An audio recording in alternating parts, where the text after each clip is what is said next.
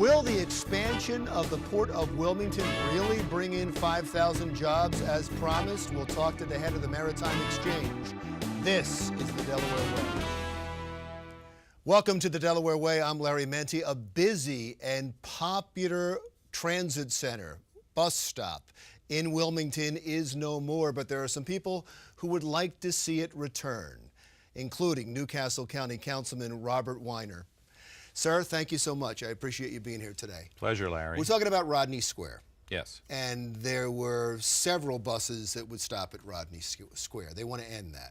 Some of them have already ended.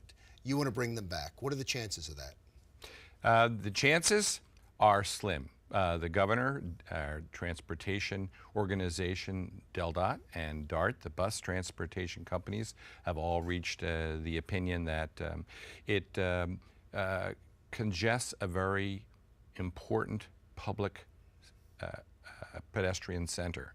And it is certainly problematic that we have litter, we have graffiti, we have crime, but those things can and should be managed until the time in 2019 when we have a state-of-the-art bus transportation center located across the street from the Wilmington train station.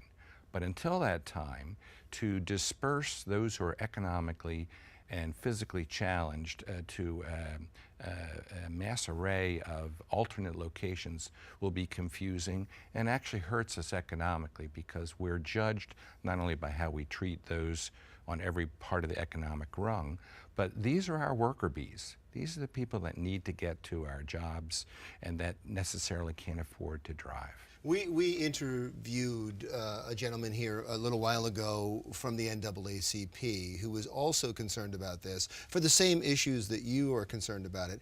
He is also concerned at the way the people are being painted that need to use those buses, because he says they're using them to get the work, to get the jobs, and the crime rate on Rodney Square is actually pretty low, and yet they're being told that they're not wanted in the area because they may commit crime. Mm-hmm.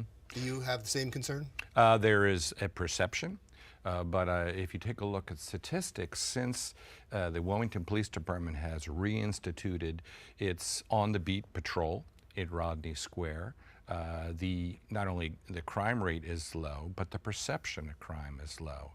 Yes, there is litter and there is graffiti, and that does need to be addressed by the city administration. And if you're saying that when you appeal, and I know that the council has sent a letter to the governor saying unanimously you think that Rodney Square should be open to bus service once again, if that's not going to happen, you're seeing that there could be a possible legal remedy to this?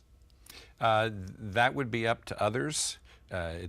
Certainly there could be a legal remedy. Every action has the potential of judicial scrutiny and review. But you're saying that, as you see it, it's possibly a violation of Title VI, so you could get a judicial injunction, right? Well, not you, I understand. Parties of interest, stakeholders, could seek temporary relief, permanent relief. A judicial injunction would be temporary, immediate relief, and there's a high burden of proof in order to achieve that. I want to talk about some drama inside the Newcastle County City Council. There has been County Council. Sorry about that. That's okay. There has been some accusations against the council president. Can you tell me what's going on?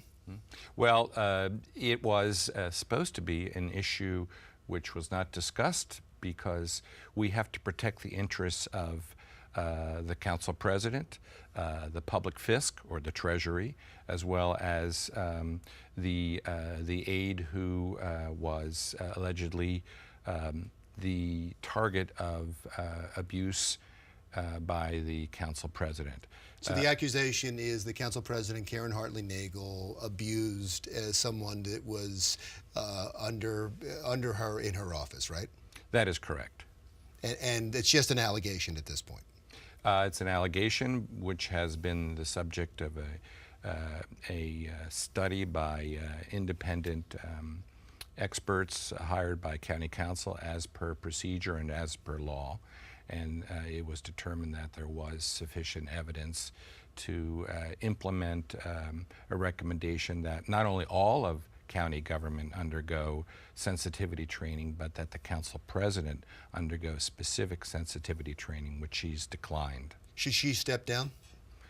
I don't think that is the remedy that council has recommended, nor is it the appropriate remedy. Why? Because folks have challenges in their lives. That doesn't mean that they can't overcome them through sensitivity training. How do you feel about the new county executive? Matt Meyer is a progressive attorney, teacher, who brings a sense of social equity and legal training to his job.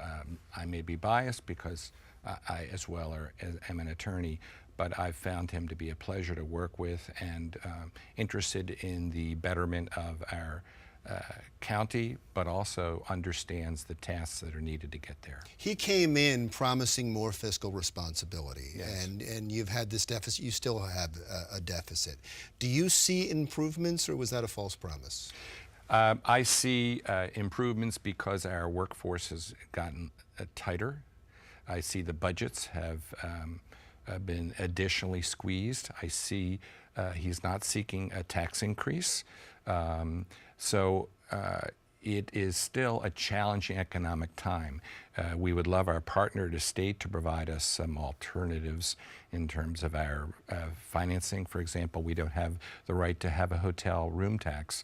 Every other level of government, state and municipality does have that. It's interesting you went to a tax. Do you need an increase in some type of taxes, an increase in revenue to deal with this problem? We need an increase in revenue, not necessarily an increase in tax. Well, you mentioned one tax that you'd like to have. Yes, we would like the right, as every other government in the state, to be able to pass on the cost to our infrastructure for people who come in and use our hotels. It would just be one part of a fix, but there's others as well. We don't have the right to provide income to our county through the cell phone towers.